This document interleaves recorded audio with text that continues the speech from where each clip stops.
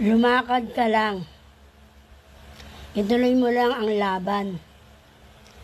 Madapa ka man ng ilang ulit, basta laban ka lang. Habang binibigyan ka ng hininga ng Diyos, pinapadama niya sa'yo, nakasama mo siya. At kahit na kailan, di niya tayo iniwanan.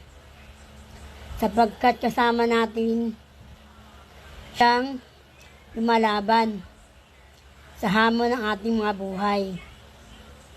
Basta't kumapit at manalig lang tayo kay Lord, di niya tayo pababayaan. Anumang pagsubok ang dumating, ito'y ating malalampasan.